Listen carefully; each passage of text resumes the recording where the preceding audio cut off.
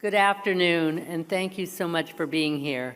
It's always such a joy to have Jaipur in the house, and this is such an incredible, not only literary festival, but festival of ideas. And in so many ways, it is about changing the way we think or finding new ways, new paths. So we're really delighted to work with Teamworks, and this is maybe our 6th or 7th year. We're really so delighted and to be starting off here in New York with the opening. So big hand.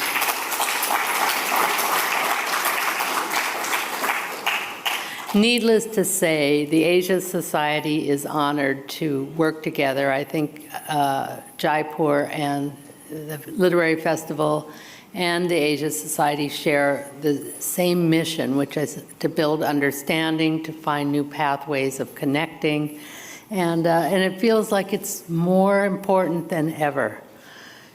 It's funny, it's at a moment where the world is both smaller and larger than it has been. So finding those new connections is critical, and we're really honored that's really at the heart of the Asia Society.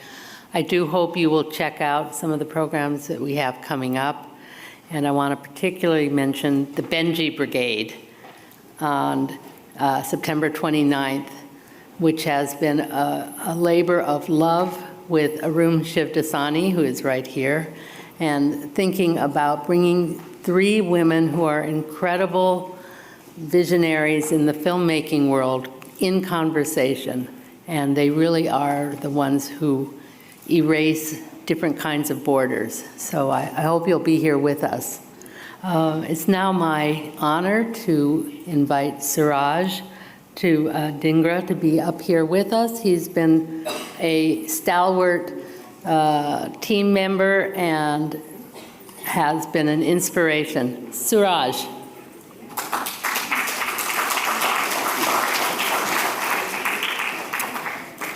It's actually our honor and pleasure, Rachel, that partnering with Asia Society, and of course, Rachel and we go a long way back.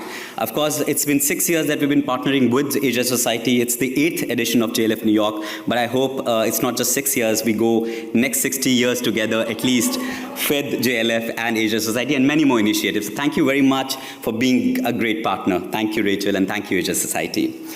Good evening, ladies and gentlemen. On behalf of Festival co-directors Namita Gokhale and William Dalrymple, Sanjoy Roy, Mohit Satyanand, and all my colleagues at JLF New York and Teamwork Arts, it's with immense pleasure that I welcome you all to the 8th edition of JLF New York at the prestigious Asia Society.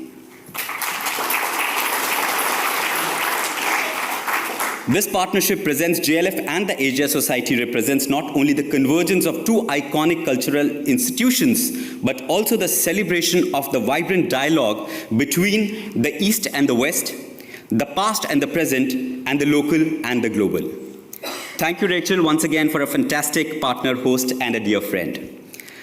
The Jaipur Literature Festival, often referred to as the greatest literary show on earth, was born with a simple yet powerful idea: to create a platform where to foster dialogues, where diverse voices, stories, and ideas could come together to foster dialogue, understanding, and creativity. Over the years, JLF has become a beacon of global literature, bringing together authors, poets, thinkers, and artists from every corner of the world. This festival is a testament to the idea that literature and the arts are universal languages that unites us all, regardless of our backgrounds or beliefs. It's a celebration of the written and spoken word, a homage to the authors who inspire us, and a tribute to the readers who keep the flame of literature burning bright. Throughout this festival, you will have the opportunity to engage with some remarkable voices from the world of literature and beyond. Our speakers, hailing from different corners of the globe, will offer their unique perspectives on a wide range of topics, sparking conversations that will linger in our minds long after the festival closes. Once again, a very warm welcome to JLF New York. And now, it's my pleasure to introduce the man behind the origin of Jaipur Literature Festival and many such initiatives across the globe, Managing Director, Teamwork Arts, Sanjoy Roy.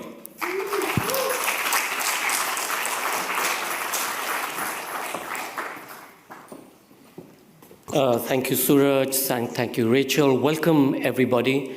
I remember in the late 90s and the early 2000s when we first came to work here at Asia Society with Rachel, we were doing William Dalrymple's 9 Lives as a live show.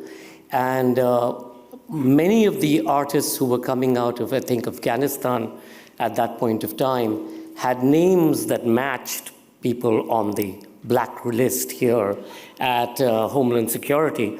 And I said to Rachel, Rachel, are you sure we're going to be able to get them here? And she said, don't worry, Hillary Clinton is our board member and it's all sorted. Of course, we arrived and there was nothing sorted because none of those 17 artists who were first supposed to perform at the Smithsonian where we were opening the show got a visa. And Rachel was busy on her phone trying to get Homeland Security. And the last person was actually the head of this particular group, the Mia Mary Kawals, who were featured in William's book. And we knew that he'd taken off from, I forget, Doha or Lahore. But we knew that he had landed somewhere in the United States. But Homeland Security, when Rachel called them, denied any idea of the existence of this person. So we kept telling William, just stretch the story and just continue to speak, and maybe at some point of time he'll get here. And then finally, I think at about 9 o'clock, he arrived at Asia Society. We rushed him onto stage, and we completed the show, which was amazing. There was a great standing ovation. So we've shared many a story together with Asia Society over the last 24, 25 years. And it's really an honor and a pleasure because of my long hair and her similar kind of hair. We sort of get to sit on boards together to choose awards, etc. We gossip, which was something that we love and something that I also share with Arun Shabdasani. When you come to New York, the first thing you need to do is just get the gossip. You need to understand who hates whom, who stabbed whom, who's sleeping with whom, without which, obviously, it's impossible to function in a place like New York. So, totally. But, 17 years ago, when we began the Jaipur Literature Festival, it began really as a project to look at how do you use the arts to create value for built heritage, which is something that we've been doing in Egypt or Turkey or South Africa or wherever. And we didn't know that we would grow into this size and scope. I mean, Harvard Business School, where Arun Puri is presently involved in, they sort of, in their case study, they teach that we had a 5-year and a 10-year and a 15-year plan to become the largest arts brand in the world. But let me tell you, it was all accidental. And it really began with this idea, or rather John and Faith Singh of Anokhi, their idea of, can we bring the arts to Jaipur, look at creating value for many of the old Havelis, palaces, and forts so that people didn't pull them down to create new malls and hotels, etc. And that's what we did. We inherited Digi Palace, which was a small hostelry, selling their space at 750 rupees a night. They had 3 rooms. They had a little darbar hall. Ram Pratap and Jyotika were wonderful, and we said, okay, we'll start the festival here. And it was on a very cold winter morning when I came down 7:30 in the morning on that first day, not knowing whether we would have 10 people or 100 people at the festival. I came down and I asked my colleague Sunil, I said, how many chairs do we have? And he said, there's 230. I said, 230? Who's coming? Take out 100 chairs. Nobody will come.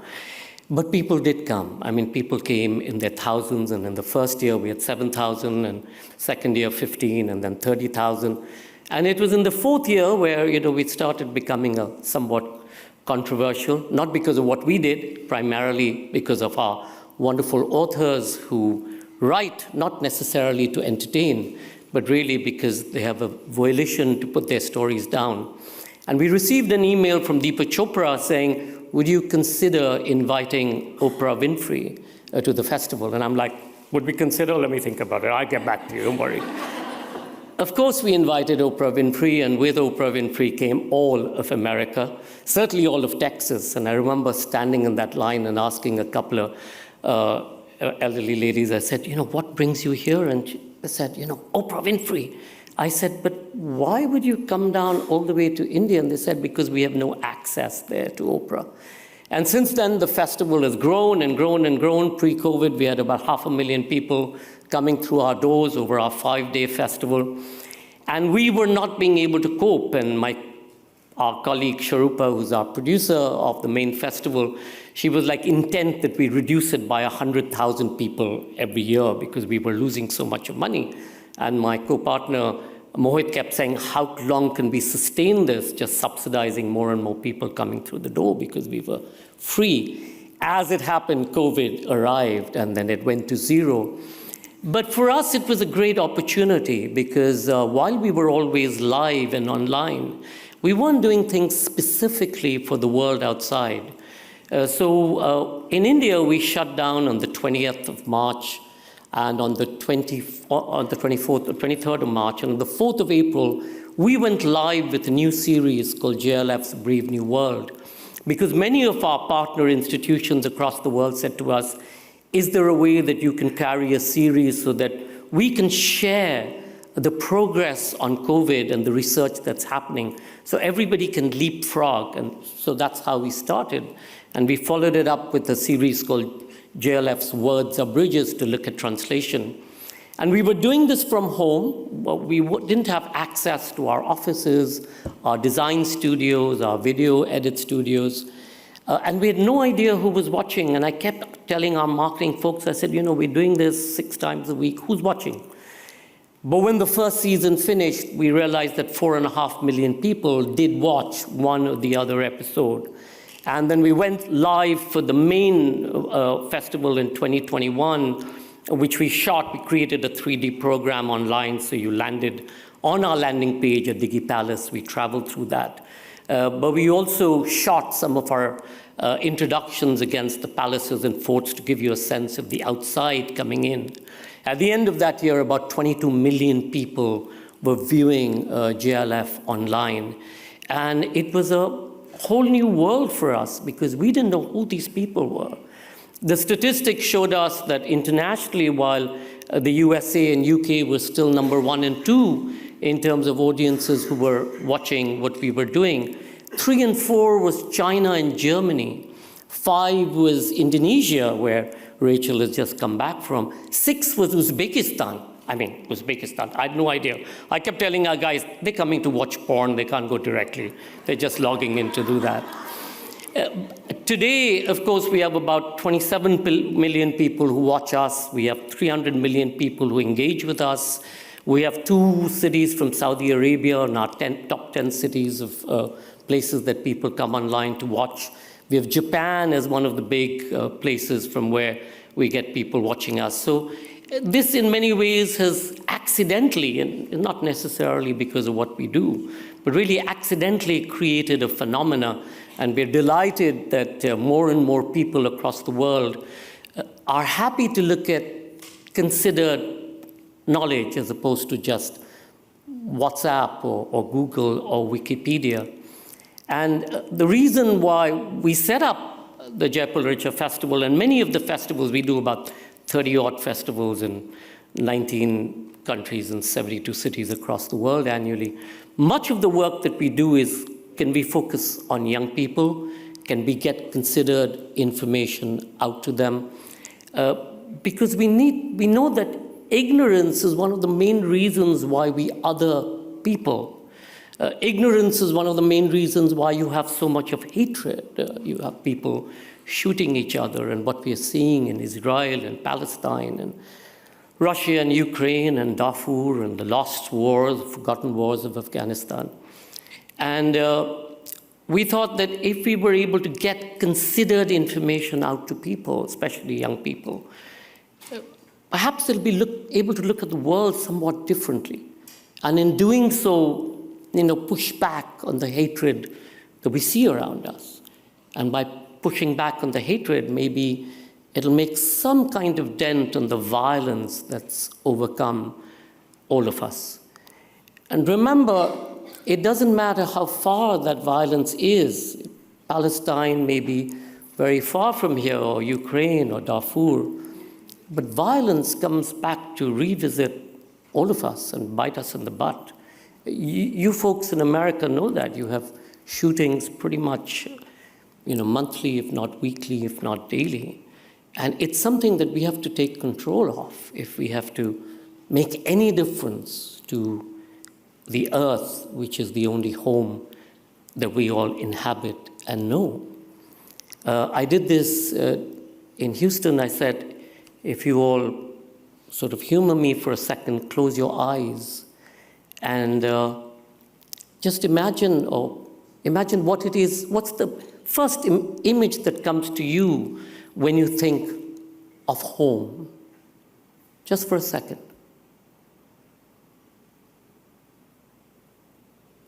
For many of you, it would be your favorite chair, or your partner, or your cat, or your dog, or a particular part of the house. But home is our earth. It is our collective home. And if each of us don't take responsibility for it, we don't have that rocket like Elon Musk does to go out there.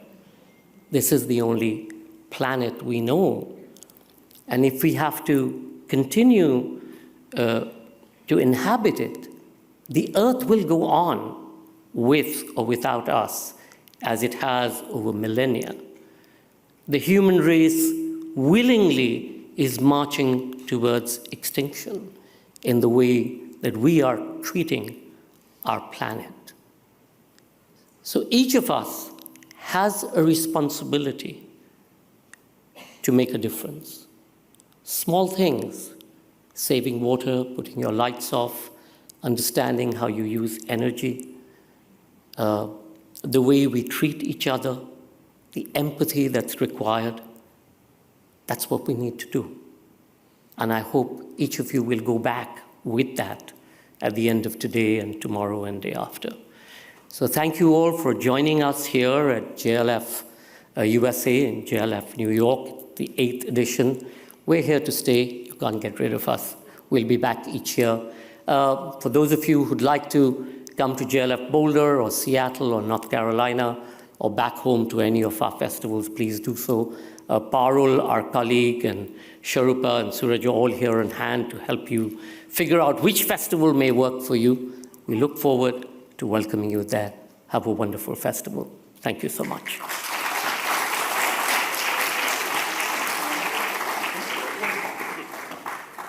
As usual, Suraj tells me I've forgotten, but may please join me in inviting the Consul General of India to New York to his very first festival here at JLF New York. Consul General, from the very first day that we met him, said, whatever help you need, I'm here to help you. So, Consul General, thank you so much for your support. We really value it. Thank you.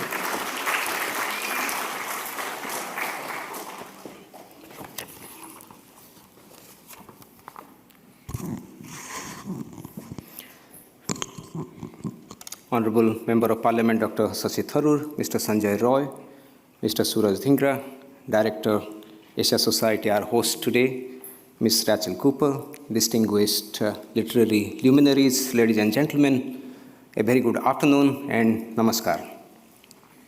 I'm truly honored to be invited to this 8th edition of Jaipur Literature Festival. When they invited me to speak at this event, I was rather surprised. I was wondering what would I speak here, at an event like this and to an audience as distinguished as this. So I have decided to confine myself to my comfort zone. So I'll be speaking about two aspects about how I see Jaipur Literature Festival is playing a role in the larger India-US partnership. So the first aspect about India-US relationship, when I joined the diplomatic service in 2002, we were dealing with the American sanctions post the nuclear test. And in last 22 years, I have seen the relationship growing to a partnership. And I have seen through not only from my Delhi's assignment, but during my assignments in Pakistan, while I was dealing with Afghanistan, Iran, so all through last 22 years, I have seen this relationship, as I said, growing to a partnership. And in President Biden's words, this is one of the most consequential partnership of 21st century. And I personally believe that this has now reached a point of inflection. But now, when you talk about a global strategic partnership, it cannot be confined to only the dimensions of strategic partnership or, political, economic, or technological cooperations. It has to be a truly defining partnership. It has to have a strong cultural connect, to have a strong people-to-people connect. And in last 8 months, having stayed here, I realized that our American friends need to understand India better, need to understand Indians better. So in that backdrop, I would say what JLF is doing in last 8 years, bringing JLF to the United States, is a great effort to bring the best of the Indian minds, to bring the Indian opinion makers, to meet the American counterparts here. So in true sense, JLF, both Newark and the other editions are melting pots of bright minds and the ideas from the two great nations. But the second and more important aspect I wanted to speak today is about Indian diaspora. I can see a sizable member of Indian diaspora present here. But when you talk about Indian diaspora, it's a 5.4 million and growing community. Roughly 3 million American passport holders, 2.5 million Indian passport holders. And if you look at the projection, by 2030, it's going to be 10 million strong Indian diaspora. Even today, it's the biggest Indian diaspora we have anywhere in the world. And if you look at the young content, Mr. Sanjoy mentioned about the focus on the youth. I'll touch upon that. If you look at the student content of our diaspora, at the moment it's 354,000 students. This year, I'm sure it's going to cross 400,000. And every third international student in the country is now an Indian student. And I can vouch that every American student in higher institutions in this country must be having an Indian friend at the moment.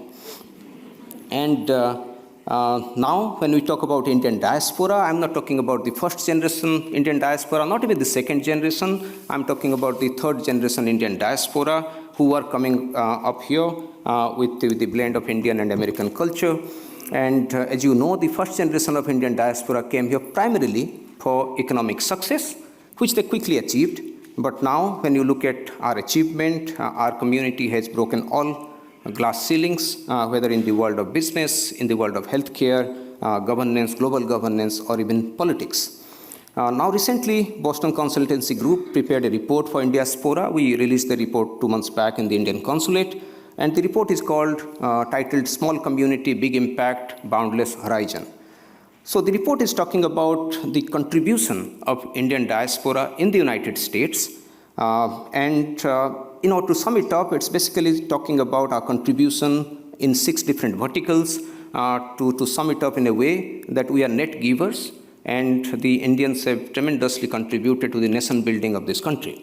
Now, of course, we are not diluting the fact that they have got the benefit of the ecosystem, the opportunities of this country.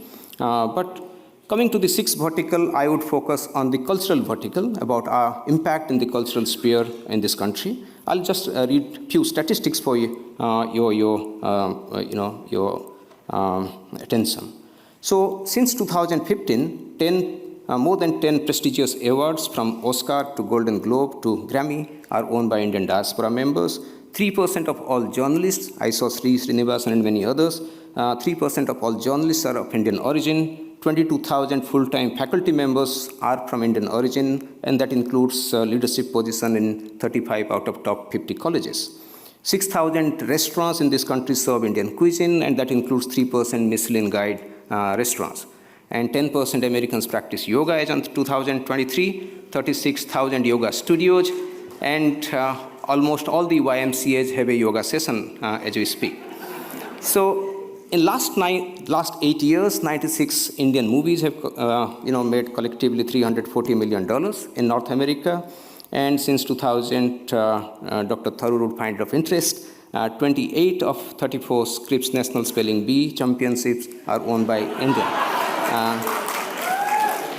And the last one about cricket. Last year, the Major League Cricket mobilized about $120 million. And recently, we hosted the T20 World Cup here, and believe me, for one entire week, all the top restaurants of Manhattan were booked for Indian cricket events. So that is the impact of Indian diaspora and Indian culture from cuisine to cricket. And I'm sure going forward we'll be seeing Indian Americans reaching the top tier of American world of literature. So in that background, I'm sure the JLF United States editions would be, galvanizing all this cultural talent and provide that connect between the people of two countries, and would be a wonderful, factor in our strategic partnership. So let me conclude here by wishing the JLF all the very best, and I'm of course here to listen to Dr. Tharoor and all of the wonderful sessions here. Thank you so much.